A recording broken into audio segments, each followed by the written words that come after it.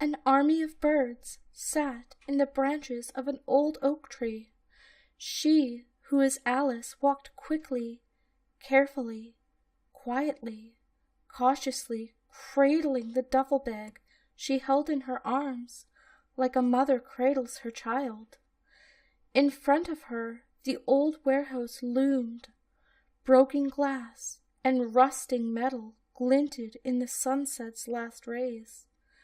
No one used this place anymore. Nobody important, at least. So it was the perfect place for them. She walked up to the door and kicked it several times. The sound echoed hollowly. There was no response. Sighing, she brought her foot back to kick it again, and the door was pulled open abruptly. A pale-skinned boy lounged against the doorframe, grinning at her. Red hair fell into green eyes, surrounded by freckles that had irritated him since she had first met him. He had been a skinny little thing, afraid of his own shadow. Now, of course, he was a smug asshole. "'Lo, Alice," he said softly. "Chester, you got the stuff?" He chuckled and stood aside, holding the door open. She ducked past him and into the large room. The wooden ceiling and interior walls were rotting. The concrete floor was rough and cold. The furniture was old boxes covered in moth-eaten blankets. All in all, the place was a piece of shit. But it was safe, and it was the part of town that had the lowest traffic, besides people like them. She dumped the duffel bag on the largest box in the room, the one that served as a table, and stepped back. A pile of blankets by the side of the table sat up suddenly, looking around. "Who's at? What's going on?" Alice day down best to the duffel bag, and looked down at the girl who had been sleeping on the floor. "Good morning, Cat."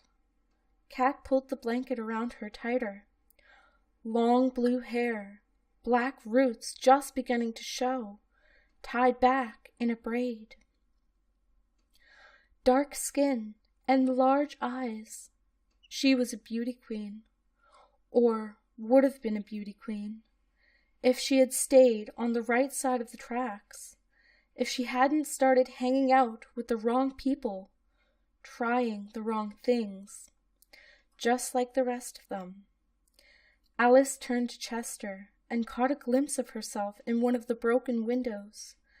Tangled, dirty blonde hair cropped just beneath her chin, brown eyes and tanned skin, dark rings around her eyes, scrapes and bruises all over. She looked like a raccoon who had lost a fight. Chester was tapping his foot against the pavement. "Did you come through?" She nodded.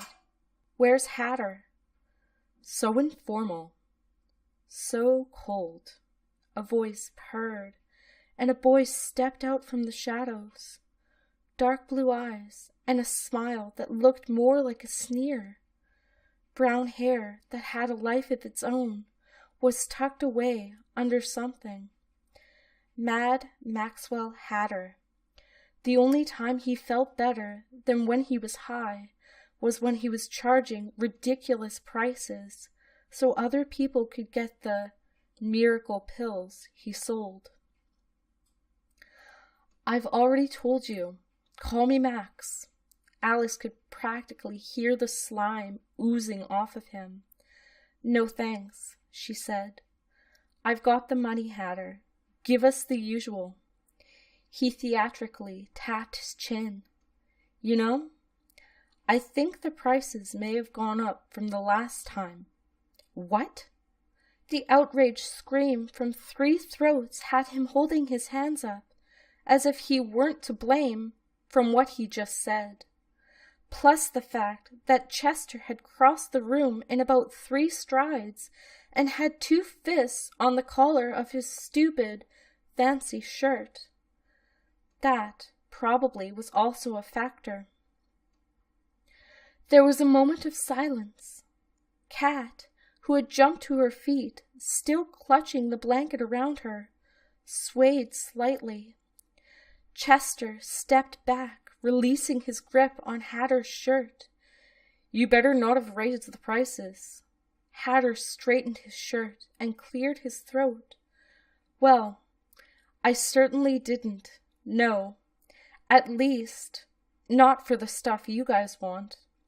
He waved his hand carelessly, trying to pretend like Chester's outburst hadn't startled him. But it had, startled all of them. They all liked to pretend they weren't addicted, but Chester had a high tolerance for everything. If he was gone, then what were the rest's chances of ever stopping? Alice unzipped the duffel bag, and Hatter walked over to check it out. He groaned slightly, taking out a stack of bills that were held together by a rubber band. "Is this covered in blood, Alice?" She shrugged. "Maybe." Chester moved to the other side of the table and began to take out the rest of the money. Kat dragged another box closer and sat down, pulling out a cigarette and lighter from nowhere and lighting up. Hatter flipped through the money, tossing flakes towards Alice. She jerked back and wiped the blood off her face, shooting a glare at him. He pursed his lips in response, waving the stained money at her. "You think I can use this? It looks like you've robbed a bank to get this." "Maybe I did," Alice said. Kat began to laugh. It was shrill, high-pitched sound. Of course she did. Of course, of course, of course. Why wouldn't she? "Did you rob a bank for this?" Hatter asked. "Tell me truthfully." "No." She rubbed her hands on her jeans. "The blood is dried. I wasn't the one who stole it." "Then who was?" She shrugged. "Does it matter? I have the money." It looked like he wanted to say something more, but he didn't. Chester's hands were gripping the box so tightly, it probably would have snapped if he had. Instead, Hatter turned and retreated back into the shadows to grab what they always traded for. But what he came back with was something entirely different. He held a plastic bag with 4 gray oblong pills. "What's this?" asked Chester, moving close. "Yeah, what is this shit, Hatter?" Kat asked. She sounded considerably more awake now. She blew smoke away from her face as she spoke again. "It isn't the usual stuff." "No," he agreed. "This is much better." "What is it?" asked Alice. "They call it the Wonderland pill, or just Wonderland." "What does it do?" He shook the bag. "Want to find out?" Kat immediately stuck her hand out. Alice and Chester followed suit, slightly more cautiously. Hatter shook a pill into each person's hand and took the last one out. "Bottoms up," he grinned, and swallowed it whole. As the others did the same, Alice rolled the pill around in the palm of her hand. What was in it? What would it do? The others were staring at her, waiting. What more harm could it do? She tipped her head back and popped the pill into her mouth, closing her eyes. When Alice opened her eyes, everything was different. She felt lighter, happier, better. She hopped to her feet and stretched. Her hands looked weird. How strange. How peculiar. How hilarious. She started to laugh. She couldn't help it. Her hands looked like they were covered in blood. best joke since sliced bread. Was sliced bread a joke? She couldn't remember. Someone was singing. She looked around. Then she looked up. Cat was sitting on one of the few lights still hanging from the ceiling, swinging her legs. She had long antennae sprouting from her forehead and 2 butterfly wings coming from her back. Her cigarette had turned into a pipe, and each smoke ring she blew was a curious shade of blue. She grinned down at Alice and waved. Alice waved back and took a moment to look down at herself. Her t-shirt was a different color, a dark sort of indigo blue, and her hoodie wasn't plain gray anymore. It was checked gray and light blue. Her jeans were the same, but her sneakers were whole, not falling apart, clean, better. The bruises on her arms were still there, but lighter, better. What was in those pills? And why didn't she care? Chester popped out of nowhere, grinning. His mouth was too big for his face. His eyes flowed lightly. A tail swished from behind him, matching his hair and the cat ears that now grew on the top of his head. "Now you see me," he said in a sing-song sort of voice. "Now you don't." He faded away, leaving nothing but his smile, which vanished quickly afterwards. She spun around, trying to locate him, but the world flipped upside down in response, and she fell to her knees as the floor she was standing on became the ceiling. Everything was floating.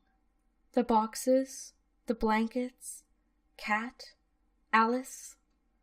Hatter was reclining on air, sipping something out of a teacup. His head was swallowed by a ridiculous hat that was too big for him. Alice hopped tentatively and found herself higher in the air. She was flying. The world was singing. Whatever was in this pill was even better than the usual stuff. There was a banging on the door. Hatter flipped his teacup upside down accidentally. The tea, or whatever it was, began to slowly float around the room. Chester faded back in, and Cat flipped upside down on the light. They all stared at the door.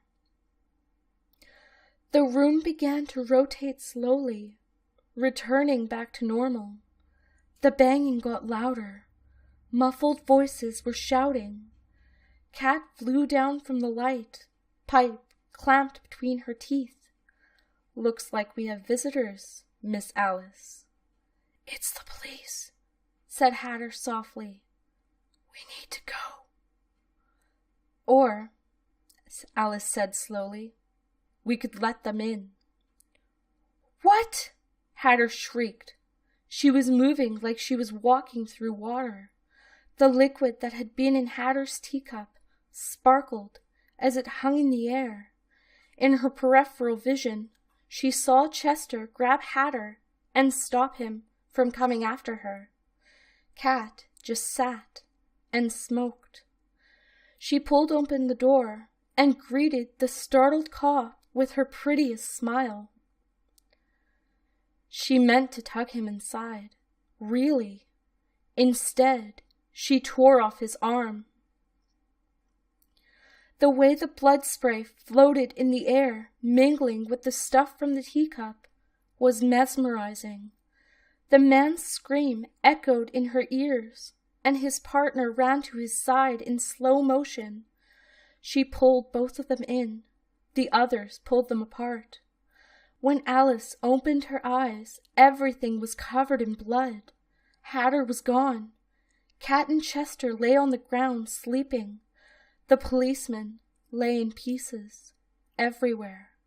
Her head throbbed, and she felt disappointed. Her hoodie was gray again, her shirt black, her shoes full of holes. The bruises on her arms were just as prominent as ever. The world was gray and boring again. The Wonderland was out of her system. There was a small feeling in the back of her mind that had already started to whisper, "More." But she ignored it. This place was a mess, and they had 2 bodies to clean up. Chester woke up quickly and came to help her. He began to mop and toss out buckets of blood. Alice gathered up the body parts that were strewn around. Cat didn't move. Alice, after tossing the various arms and legs and internal organs into a nearby dumpster, crouched beside Cat. She put a hand on her cheek. She was cold. Alice felt frozen. Cat was dead. Now there was another body to take care of. When the missing ad appeared in the paper, Alice didn't react.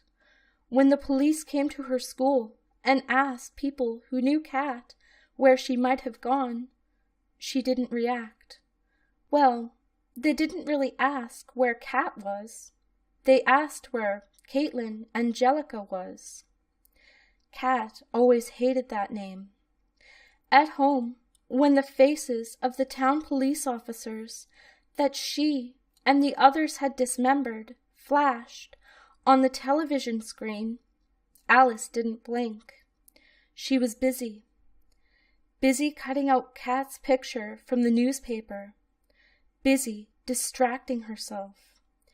Busy trying not to think of the voice in the back of her head that was getting louder in its demands for more. Too busy. She called Chester. Hey. His voice cracked over the speaker. Someone was laughing in the background. She didn't know who it was. "Do you know where Hatter is today?" she asked, tapping at the desk that she sat at. There was a pause, and the laughter stopped. "No." He was lying. "He isn't picking up my calls." Maybe because he knows it hasn't been long enough to get the money we'd need. "We'd need?" she asked. "Who said it was we, and not just me?" "Well, you're asking about that Wonderland stuff, right? And if you're going back for seconds, I'm going to join you." "You can hear it too?" she whispered. "What?" The noise on his end has started up again. "I can't hear you." She hung up. She had to get the money. Hatter was sitting on the table box when Alice got there. She threw the duffel bag, soaked through with blood, next to him. He didn't look surprised this time. Nor did he complain about the cash being unusable. When Chester walked in, the almost empty plastic bag was thrown at him. He caught it and rolled the pill between his fingers. Alice and Hatter stood waiting. He grinned at them, but this grin was different. Strange. Dangerous. And Alice wasn't worried. The voice in the back of her head was howling. It was almost overwhelming. She tilted her head back and swallowed the pill. She was floating again. The world was interesting again. Everything was upside down again. She began to laugh, quietly at first, then louder, louder, so loud she thought she was going to explode. Cat, who had been sitting on the light again, jumped up to the floor. Of course, Cat wasn't dead. She had just stayed behind, hiding in the shadows, sitting on the ceiling, fluttering her glossy wings and waiting for someone to open their eyes. Chester and Hatter were dancing. Well, Hatter was dancing, trying to teach Chester, who wasn't doing well. It didn't seem to bother him, though. His grin just kept getting wider and wider and his smile almost extended off of his face. Cat floated on her back, spinning in lazy circles and blowing smoke rings. Alice walked over to the door and pulled it open. It was Wonderland. The world looked like a wonderland. Everything was better. Everything was good. The little voice in the back of her head spoke up again. She could have gotten angry at it. She could have said that it already had what it wanted. But no, this was different. A different beast entirely. A different voice. The first one had wanted the drug. This one wanted to hunt. The first house she saw didn't have people living in it. No, it had things made of tar and obsidian, with too many mouths and not enough eyes. Animals. Prey. They were so painfully stupid. She tripped over their cat in the garage twice, trying to get at the weapons cabinet, and none of them noticed. So really, they deserved it when she cut their hands and feet off with the axe she found. And as the deceptively human-looking blood spread across the floor, she walked right out the back door, whistling and swinging the axe. She saluted the moon that was peeking out from above the horizon, and retired back to the warehouse. She would check upon the others and ask them if they felt like coming to hunt with her.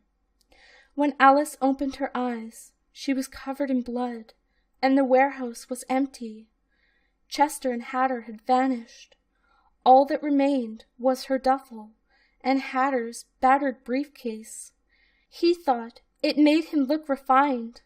Everyone else thought it made him look like a pretentious asshole.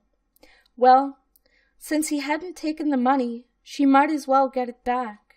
She moved over to the box table to grab her duffel bag and realized that Hatter had left his case unlocked, and it was opened ever so slightly. Well, she didn't hear him telling her to stay away from his stuff.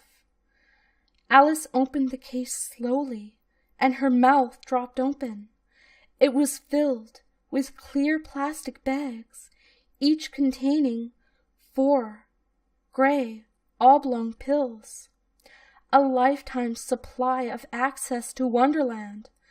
She dumped the case's contents into her duffel bag, leaving the blood-stained money on the box table. Sure, maybe Hatter would complain that she robbed him, but it wasn't like she would be around to hear it. When her face flashed on the television next to Cat's, she laughed. So did Cat. The shadow thing that had once been a person choked out its last breath, writhing in the pool of blood on the ground. Really, though, it was a comical idea. She wasn't lost. She was in Wonderland.